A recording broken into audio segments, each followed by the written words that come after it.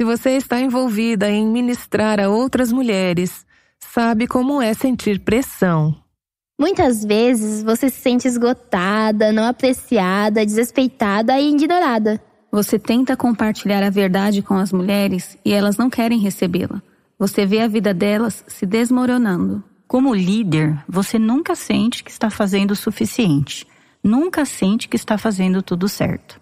Se você é esposa de pastor, conselheira, líder de ministério, professora de estudos bíblicos, líder de um pequeno grupo, se você está envolvida de alguma forma no ministério de mulheres, quero encorajá-la a ser renovada. Uma das palestrantes da conferência Aviva Nossos Corações em 2015, Andrea Griffith, sabe como é se sentir sobrecarregada pela condenação. Acho que há muitas mulheres nas igrejas hoje que têm segredos ocultos ou dificuldades pessoais. Elas não percebem que as outras mulheres nas comunidades das igrejas estão enfrentando desafios semelhantes, pois todas estão escondendo suas próprias lutas.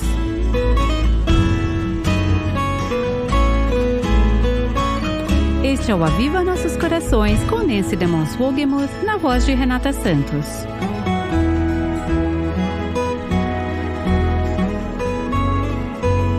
Nos últimos 2 dias, ouvimos o testemunho da Andrea Griffith. Como muitas de nós, à primeira vista, Andrea parecia ser um membro perfeito da igreja. Mas a verdade era que o coração dela estava longe do Senhor. Nos últimos dias, Andrea descreveu seu estilo de vida de imoralidade, aborto e rebelião, mesmo enquanto ministrava em igrejas em todo o país. Conheci Andrea quando ela se juntou à equipe do ministério Life Action, que foi a organização mãe do Aviva Nossos Corações. Andrea estava em uma de nossas equipes que viajava e visitava igrejas promovendo o avivamento.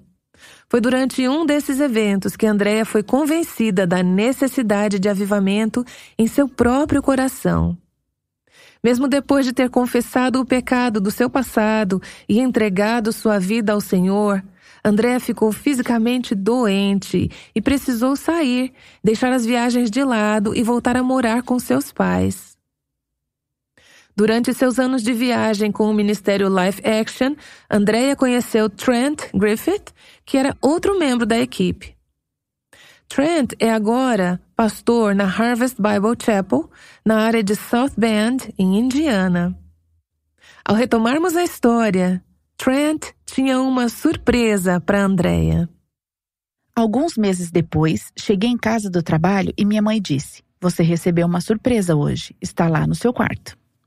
Então, corri até o meu quarto e quando abri a porta, lá estava o Trent. Eu achava que ele estava em algum lugar de Ohio fazendo uma conferência, mas eis que ele estava na minha frente. Ele disse: "Andrea, vamos até o terreno dos seus pais." Eles estavam construindo uma casa e lá havia um pequeno riacho. Ele começou a citar um monte de versículos e a dizer um monte de coisas. Eu pensei, isso parece muito com um pedido de casamento, mas tenho certeza de que não é isso que ele está fazendo. Tenho certeza de que não é um pedido de casamento. Finalmente, ele tirou uma aliança de casamento de rubi do bolso. Ele disse: "Quem encontrará uma esposa virtuosa? Pois o seu valor é muito maior do que rubis." Certamente, eu não via nenhuma virtude na minha vida. Mas Deus estava silenciosamente reconstruindo nos bastidores. O que aprendi desde então é que essa é a especialidade de Deus. Ele adora pegar os cacos das nossas vidas, as situações onde estragamos tudo, as coisas das quais estamos tão envergonhadas e esperamos que ninguém mais saiba, onde pensamos que aquilo tudo nunca resultará em um testemunho, que o fracasso era grande demais. Deus adora pegar essas áreas destruídas das nossas vidas e transformá-las em algo que Ele pode usar para nos dar beleza em troca das cinzas das nossas vidas. Então eu disse sim. E nós nos casamos em 17 de dezembro de 1994. Para que eu pudesse me casar com Trent, eu precisaria voltar para a estrada e viajar. Eu ainda estava doente. Ainda estava tomando os antidepressivos. Ainda não estava indo muito bem. No domingo seguinte, levantei de manhã e me coloquei diante do Senhor e disse: Senhor, quero que me ensines algo hoje. Mostre-me algo novo na sua palavra. Já ouvi todas essas mensagens antes, mas quero que me ensines. Então, entrei no culto e naquela manhã o pastor estava falando sobre a amargura. Ele começou a falar sobre as características da amargura. Como quando estamos amargos, somos excessivamente sensíveis, presumimos o negativo e temos um espírito crítico e à procura de falhas. Eu pensei, ok, ele está descrevendo minha vida. Depois, ele continuou e começou a falar sobre como a amargura se manifesta fisicamente em seu corpo. Ele começou a dizer que causa um cansaço excessivo e falta de energia. Eu pensei, ele poderia muito bem colocar minha foto lá em cima, porque ele está me descrevendo. Mas eu não sou uma pessoa amarga.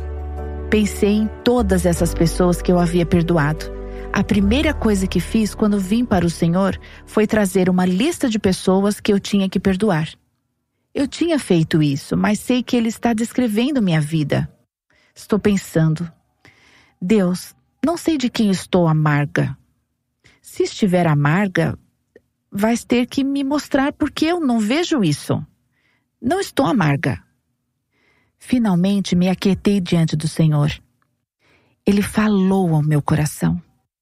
Não foi uma voz audível, foi mais alto do que isso. Senti como se tivesse sido despedaçada.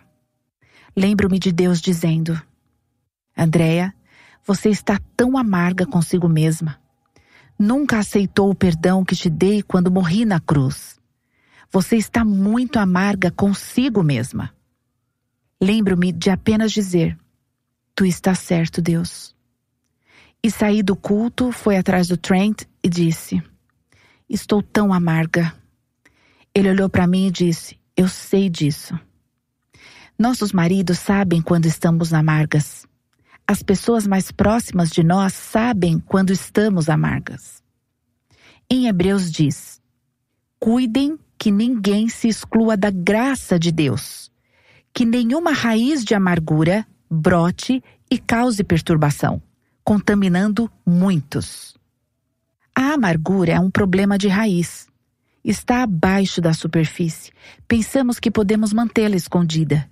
Seremos amargos em nossos corações, mas vamos mantê-la lá embaixo. Mas sabe o que acontece? Essa amargura brota em nós, sai de nossas bocas e contamina aqueles mais próximos de nós, nossos filhos, nossos maridos, nossos pais. As pessoas que menos queremos machucar são as que machucamos por causa do nosso espírito amargo. A amargura é simplesmente mágoa guardada. É falta de perdão. Não é algo grandioso. Pode ser algo simples, como seu marido ter dito algo que magoou seus sentimentos. Você não quer deixar para lá e, de repente, está amarga. Pode ser algo simples, pequeno, ou pode ser algo grande em nossas vidas, e andamos por aí com esse espírito de amargura. Então, ajoelhei-me com o Trent e pela primeira vez agradeci a Deus por meu passado. Veja bem, não se agradece a Deus pelo pecado, mas agradeci a Deus por ser grande e soberano o suficiente para pegar a bagunça que eu fiz e usá-la para algo que trará glória a Ele. Sabe a história de José? Quando José viu seus irmãos novamente, ele disse: O que vocês planejaram para o mal, Deus planejou para o bem. Gênesis 50, 20. É a mesma coisa em nossas vidas. Você não diminui o mal que fez. Conversei com outra mulher e ela disse: Andréia, você teve um aborto, mas eu tive muitos. Não consigo superar isso. Como você fez? Conforme conversamos, percebi que ela estava tentando minimizar o pecado. Você não minimiza o pecado. Você olha para ele de frente, o encara e sente a dor do pecado por causa da maldade que você cometeu. E a partir daí você vê um Deus grandioso que é muito maior do que o nosso pecado. Ele é muito maior do que os nossos fracassos. Quando colocamos nossos fracassos e pecados em suas mãos, Ele é capaz de perdoar completamente e depois faz com que todas essas coisas cooperem para o nosso bem em sua glória. Ele é tão maravilhoso e Ele fez isso. Depois de agradecer a Deus por meu passado, levantei-me e literalmente senti como se um peso tivesse sido retirado dos meus ombros. Continuamos na estrada para a próxima igreja. Eu disse ao Trent: "O que você acha de eu não tomar mais esses antidepressivos?" Ele disse: "Ok. Por que você não tenta?" Parei de tomá-los e nunca mais senti falta. Gradualmente recuperei minha força, minha saúde. Eu causei a minha própria doença por 2 anos, tudo por causa da minha amargura e do meu orgulho.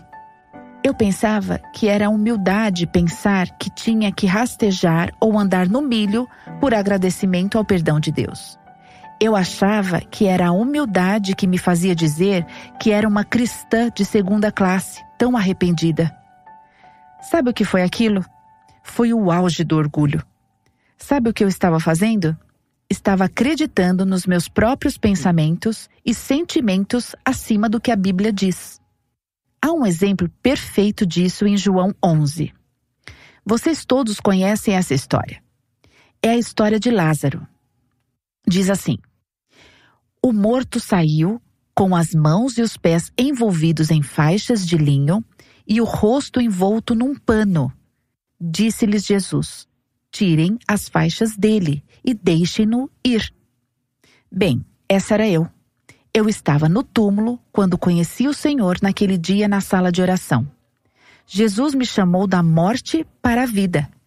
Quando rastejei para fora daquele túmulo, vim da morte para a salvação, das trevas para a luz. Naquele dia em que fui salva, eu estava com minhas roupas de túmulo. E naquele momento Jesus disse: soltem-na e deixem-na ir. Sabe o que eu estava dizendo por anos? Não, Deus, por favor, não tire essas vestimentas de morte.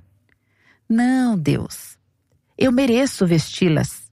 Eu sei que estou fedendo, tenho o cheiro da morte em mim. Eu sei que não posso viver uma vida cristã muito eficaz porque estou amarrada. Sei que não sou uma cristã atraente para as pessoas perdidas, olhando de fora para dentro enquanto observam minha vida. Mas não tire essas vestimentas de morte, eu mereço trajar isso. O fato é que eu mereço essas vestimentas de morte, e você também.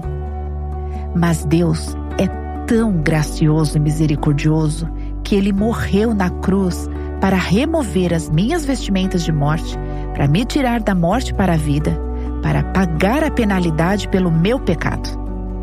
O Evangelho não é apenas o pecado que é perdoado, é o pecado pago. Ele pagou pelo meu pecado. Não sou eu quem paga a penalidade. Ele pagou essa penalidade por mim. Quando você percebe isso, o sangue de Jesus se torna tão precioso. Que Ele fez isso por mim. Isso torna a preciosidade de quem Ele é e esse sacrifício muito maior. Gosto de contar essa história porque acho que há muitas mulheres nas igrejas hoje que têm segredos ocultos ou dificuldades pessoais. Elas não percebem que outras mulheres na comunidade da igreja estão enfrentando desafios semelhantes, pois todas estão escondendo suas próprias lutas. Achamos que chegamos lá e que somos todas perfeitas. Sabe, ela nunca fez algo assim antes. Mas todas nós temos problemas. Todas nós temos situações do nosso passado. Certamente, eu não sou perfeita. Isso foi apenas o começo. Todos os dias, Deus me mostra mais. Não sei como essa mensagem tocou você hoje. Não sei o que Deus especificamente falou com você. Eu gostaria de encerrar nosso tempo com Isaías 61. Aquiete o seu coração e deixe Deus falar ao seu coração antes de voltarmos à agitação do nosso dia a dia. Isaías 61, versos de 1 a 3. Diz assim: O Espírito do Soberano, o Senhor, está sobre mim, porque o Senhor ungiu-me para levar boas notícias aos pobres. Enviou-me para cuidar dos que estão com o coração quebrantado, anunciar liberdade aos cativos e libertação das trevas aos prisioneiros, para proclamar o ano da bondade do Senhor e o dia da vingança do nosso Deus, para consolar todos os que andam tristes e dar a todos os que choram em Sião uma bela coroa em vez de cinzas, o óleo da alegria em vez de pranto e um manto de louvor em vez de espírito deprimido. Eles serão chamados carvalhos de justiça, plantio do Senhor, para a manifestação da sua glória. Agora, olhe para essa lista. Essa lista parece que Deus está esperando que você rasteje por cacos quebrados para chegar a Ele. Não. Você sabe quem é? É o seu inimigo que se apresenta diante do Senhor e é um acusador dos irmãos. Hoje, Deus quer que cada uma de nós faça a grande troca.